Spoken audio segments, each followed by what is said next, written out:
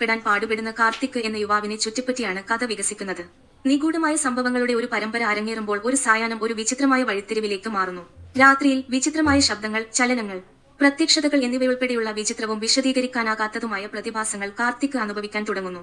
വീടിനെ വേട്ടയാടുന്ന ഒരു നിഗൂഢ കാര്യവുമായി ഈ സംഭവങ്ങൾ ബന്ധപ്പെട്ടിരിക്കുന്നുവെന്ന് അയാൾ പെട്ടെന്ന് മനസ്സിലാക്കുന്നു. വിചിത്രമായ സംഭവങ്ങളുടെ പിന്നിലെ നിഗൂഢതയുടെ ചുരുളഴിക്കാൻ കാർത്തിക് പുറപ്പെടുന്നു. ആഴത്തിൽ അന്വേഷിക്കുമ്പോൾ തന്റെ ജീവിതത്തെ നശിപ്പിക്കാൻ കഴിയുന്ന ഒരു ഇരുണ്ട രഹസ്യം അവൻ തിരിച്ചറിയുന്നു. സിനിമയുടെ ഇതിവൃത്തം 2013-ലെ അമേരിക്കൻ ചലച്ചിത്രമായ കോഹറൻസ് വളരെയധികം സ്വാധീനിച്ചിട്ടുണ്ട്. ഇത് യാഥാർത്ഥ്യം, സ്വത്വം, അമാനുഷികത എന്നിവയുടെ തീമുകൾ പര്യവേക്ഷണം ചെയ്യുന്നു.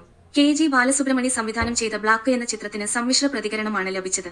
ജീവയും പ്രിയ ഭവാനി ശങ്കറുമാണ് ചിത്രത്തിലെ പ്രധാന കഥാപാത്രങ്ങളെ അവതരിപ്പിക്കുന്നത്. ബ്ലാക്ക് ഒരു തമിഴ് സയൻസ് ഫിക്ഷൻ ത്രില്ലറാണ്. 2024-ലെ ഈ സിനിമ ആമസോൺ പ്രൈമിൽ കാണാം. എന്റെ റേറ്റിംഗ് 10/7.5 ആണ്. കൂടുതൽ സിനിമ നിർദ്ദേശങ്ങൾക്കായി ദയവായി സബ്സ്ക്രൈബ് ചെയ്യുക, ലൈക്ക് ചെയ്യുക, ഷെയർ ചെയ്യുക, കമന്റ് ചെയ്യുക.